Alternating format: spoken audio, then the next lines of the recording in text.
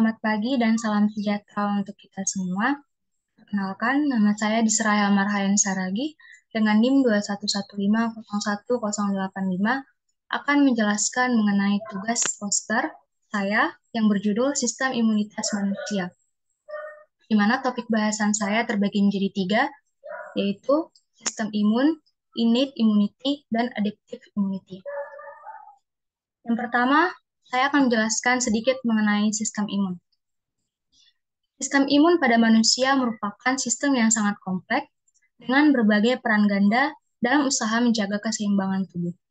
Seperti halnya sistem endokrin, sistem imun yang bertugas mengatur keseimbangan menggunakan komponennya yang beredar di seluruh tubuh supaya dapat mencapai sasaran yang jauh dari pusat.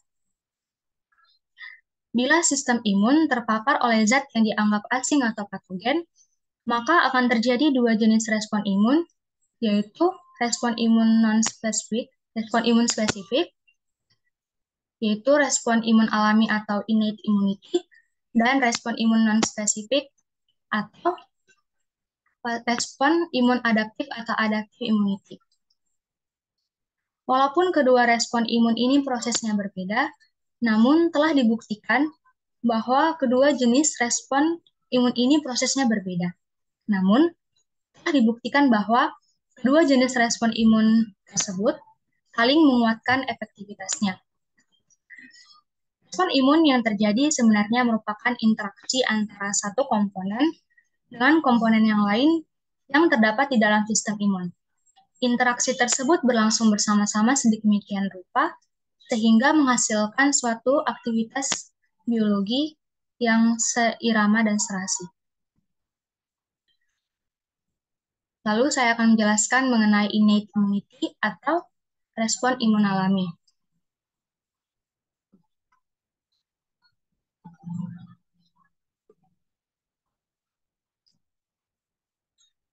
Innate immunity. Innate immunity merupakan respon terhadap zat asing yang dapat terjadi walaupun tubuh sebelumnya tidak pernah terpapar oleh zat tersebut.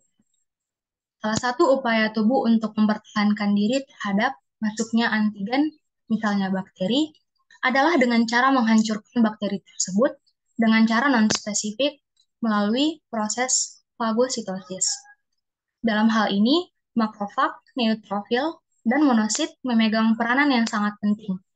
Supaya dapat terjadi fagositosis, sel-sel fagositosis tersebut harus berada dalam jarak yang dekat dengan partikel bakteri. Atau lebih tepat lagi, bahwa partikel tersebut harus melekat pada permukaan fagosit untuk mencapai fagosit. Untuk mencapai hal ini, maka fagosit harus bergerak menuju sasaran. Hal ini dapat terjadi karena dilepaskannya zat atau mediator tertentu yang disebut dengan faktor leukotaktik atau kemotaktik yang berasal dari bakteri maupun yang dilepaskan oleh neutrofil, makrofag, atau komplemen yang telah berada di lokasi bakteri. Lalu, adaptive immunity merupakan respon imun yang didapat atau acquired yang timbul akibat dari rangsangan antigen tertentu, sebagai akibat tubuh pernah terpapar sebelumnya. Respon imun spesifik dimulai dengan adanya aktivitas makrofag atau antigen presenting cell atau APC yang memproses antigen sedemikian rupa sehingga dapat menimbulkan interaksi dengan sel-sel imun. Dengan rangsangan antigen yang telah diproses tadi, sel-sel sistem imun berproliferasi dan berdiferensiasi sehingga menjadi sel yang memiliki kompetensi imunologi dan mampu bereaksi dengan antigen. Berikut, saya akan menjelaskan sedikit mengenai gambar ini. Yang pertama ada innate immunity. Pada innate immunity, terdapat beberapa komponen-komponen sel, antara lain dendritic cell, mast cell, makrofag, natural killer cell, basophil, komplemen protein, eosinofil, neutrophil, granulocytes. Lalu pada adaptive immunity ada beta cell, ada T cell, ada antibody, ada CD4 plus T cell, CD8 plus, dan T cell. Innate immunity dan adaptive immunity sama-sama memiliki gamma 6 T cell dan natural killer T cell. Hal yang membedakan innate immunity dan adaptive immunity adalah innate immunity berperan cepat, biasanya sekitar 0-12 jam. Jika dia tidak mampu mengalahkan patogen yang menyerang tubuh kita, dia akan menyerahkan tugasnya ke respon imun adaptif yang bekerja lebih lama dan lebih lambat, sekitar 1, 2, 3, 4, sampai 5 hari. Berikut adalah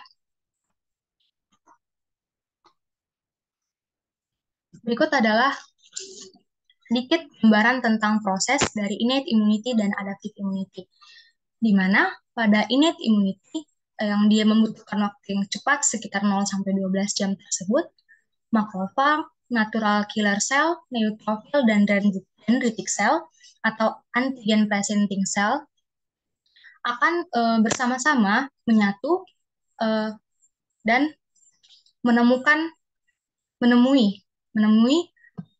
zat yang mengakibatkan patogen terhadap tubuh dan akan melaksanakan serangan awal. Jika patogen yang dilawan oleh innate immunity terlalu kuat dan pada proses innate immunity tidak dapat mengalahkan zat patogen ini sepenuhnya, maka ia akan mengalihkan tugasnya ke adaptive immunity, yang dimana dia membutuhkan waktu yang lebih lama juga, sekitar 1-5 hari, di mana dendritic cell atau antigen presenting cell dari innate immunity akan berpindah ke proses adaptive immunity, di mana dendritic cell ini merupakan peptida antigenik, di mana dia merupakan komponen lemak yang bersifat antigen, di mana dia akan berubah menjadi, dengan proses tertentu, dia akan berubah menjadi sel T, di mana sel T ini akan membelah menjadi 2, menghasilkan killer T cell atau sel immunity, dan setelah dia membelah menjadi killer T cell, dia akan berubah menjadi sel B, di mana sel B akan berubah menjadi antibody atau humoral immunity, di mana keduanya akan bekerja sama, akan bersatu untuk melawan zat patogen yang terlalu kuat tadi, yang tidak bisa dilawan oleh innate immunity, dan melakukan penyerangan yang lebih spesifik, sehingga zat-zat patogen yang terdapat di dalam tubuh dapat terkalahkan sepenuhnya.